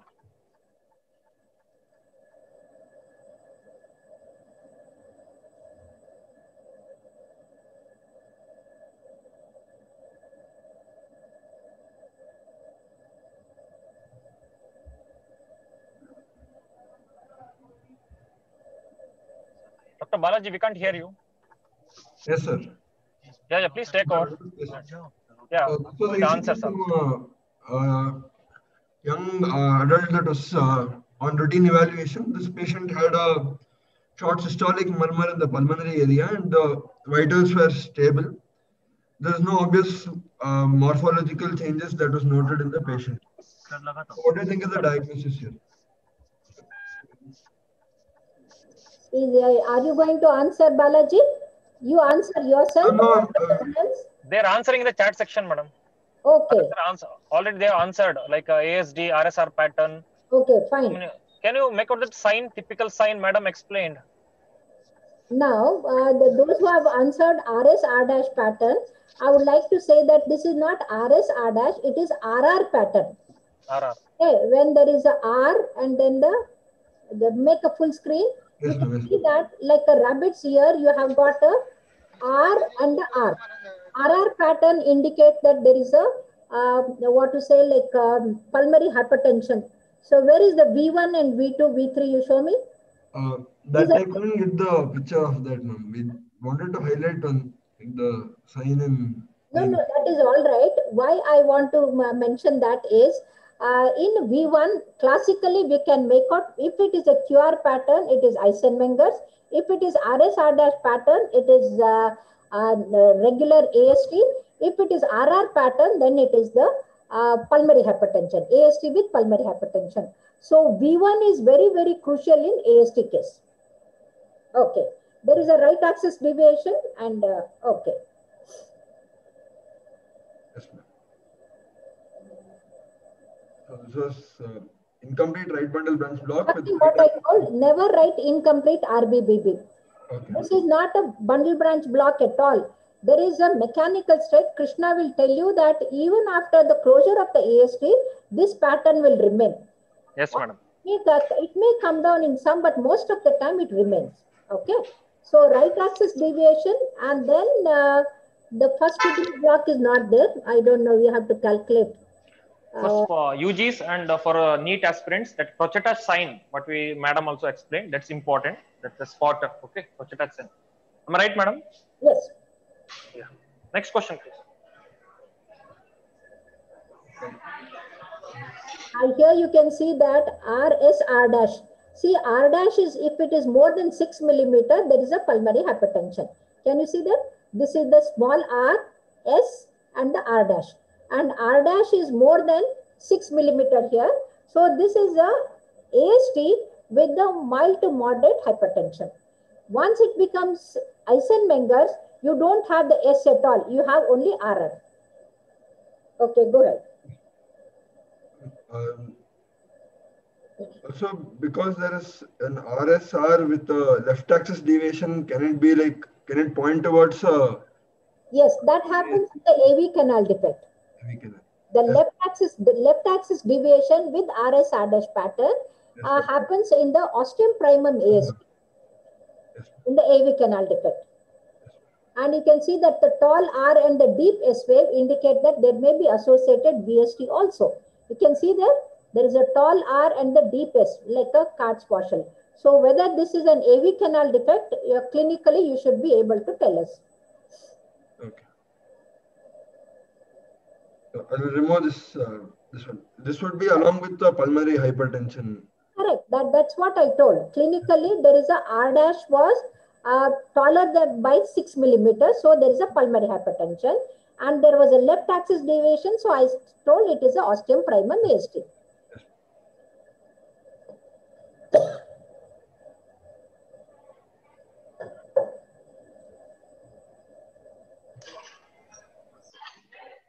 Look at the third lead there. Flu is third lead.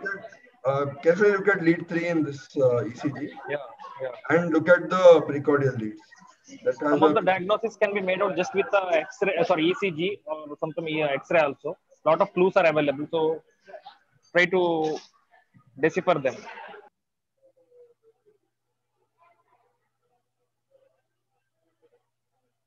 Yeah. Go with the answer, Balaji. Yes, sir. So there is a negative P wave in lead 3 with a notching that is seen in the inferior lead. So this is probably likely a sinus venosus ASD with an RBBB pattern also here, an RSR dash in V1 and deep S wave in V6. So this is just the syndromic associations with each of the ASDs and what is the syndromic association.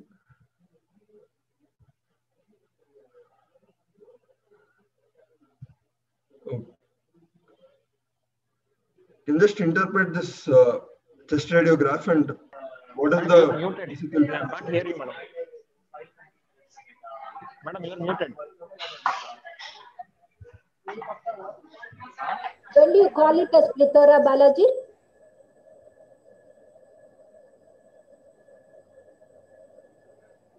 Balaji, when do you call it as a plethora? When the Cardiomegaly? when the bronchoscopal markings is more than 2/3 of the. No, you don't mention bronchovascular. It is only vascular. We have got nothing to do with the bronchus. Okay. In fact, the pulmonary vasculature will be larger than the bronchial. So these are the end-on views. So this question will be invariably asked in the question.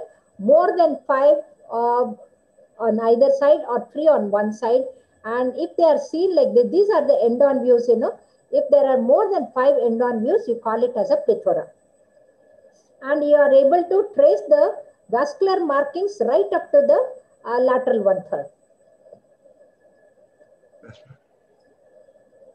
So there is a cardiomegaly, right atrial dilatation, RV type of apex and plethora. So this is the classical AST. Someone was asking how to make out RV type of apex or LV type of apex. Madam, can you throw light on that? Or I'm showing the, this is the upturned apex is the RV. If it was the LV, it will dip into the diaphragm. So this portion will be filled by the apex. So apex will go down dipping into the diaphragm. That is the LV type. Here there is a lifted, you can see that there is a gap here. Okay. So the RV is the classic example is TOF. In TOF, the RV type of apex is which is lifted up, boot-shaped heart. That's how we can remember. RV is lifted up. We don't use the word boot shape. Boot shape is only for tetralogy. Where the yes, ma'am. For tetralogy only, I told. For tetralogy only. In tetralogy, to remember, RV type of apex is lifted up.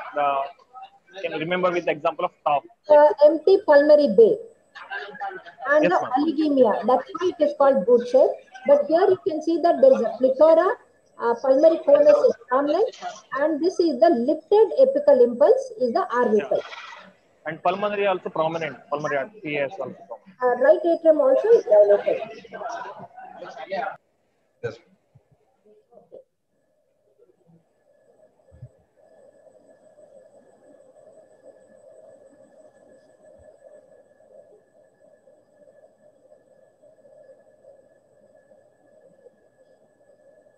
Yeah, great.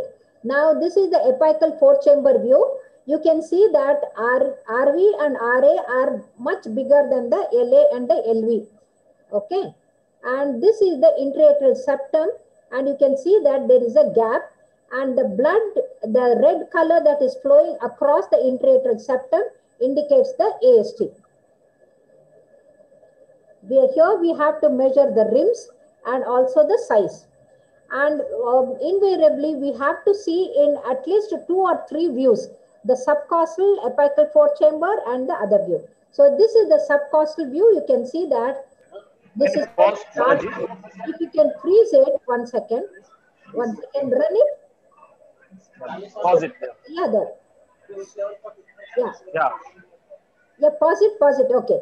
Can you see that? This is a very large ostium secundum AST.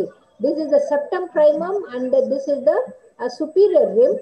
And unless we measure all the rims, whether we can put the device or not. The largest device I have put is 42 millimeter AST in a workshop in Tirupati Medical College. Okay. Yes. And you have to look for the pulmonary vein. This is the pulmonary vein. It is draining into the LA. So there is no PAPVC. See, that is the pulmonary vein.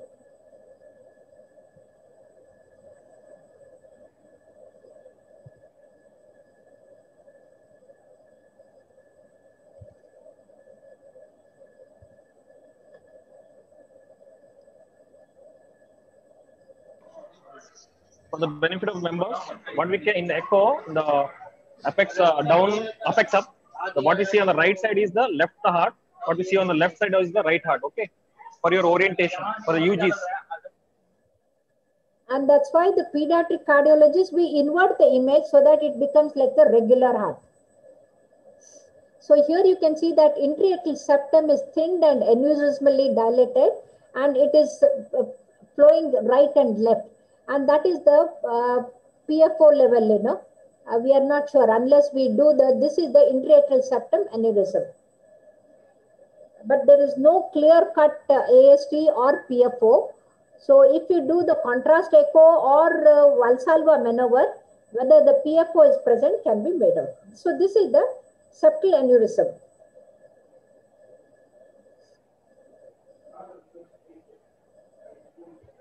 Amir says color Doppler. The color Doppler in a PFO may not be possible unless you do the Valsalva maneuver and contrast.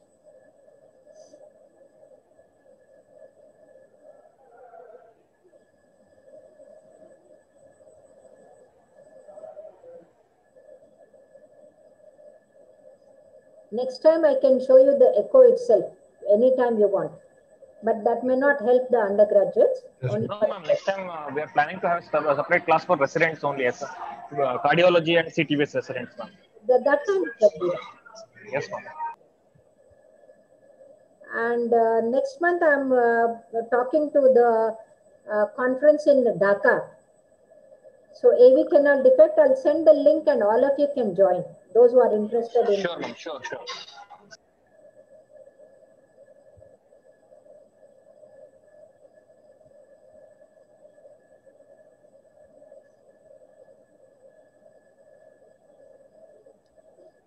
So that is the VST. This is the parasternal long axis view. And you can see that this is the aorta, that's the LA, LV. And this is the interventricular septum, and that is the gap. The turbulence that you see across is the VST. And the gradient they have taken, and the gradient is almost how much? This is the trans VST gradient. It is 50. So it is a small or moderate sized VST. Okay, next. That is the VST jet, and that is the coronary artery there. And this is the VST here. So you can see that LV, LA are dilated. That is the VST jet.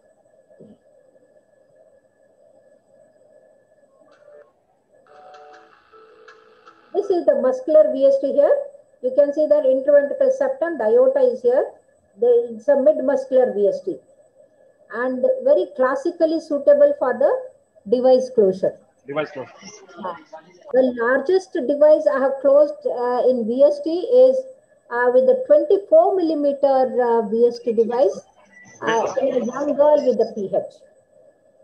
Now she has become almost normal PH, a normal pulmonary artery hypertension. That's a VST. And here one should make out whether the aortic cusp is prolapsing or not. And I feel that there is an aortic cusp prolapsing trying to close the VST. And there is a mild AR. And here you can see that it is in the 2 o'clock position. This is the pulmonary valve and this is the VST, that is the subpulmonic VST.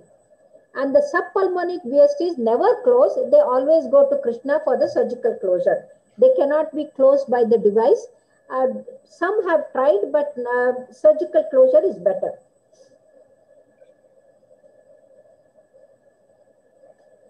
Ma'am, have you seen infective endocarditis following device closures, ma'am? No. But I have seen before. I have got plenty of cases with that. I think we can have one more place where only echoes can be shown to them. This is the last one, ma'am. Better pictures and the better discussion. This is the last one. Okay. This is the short axis.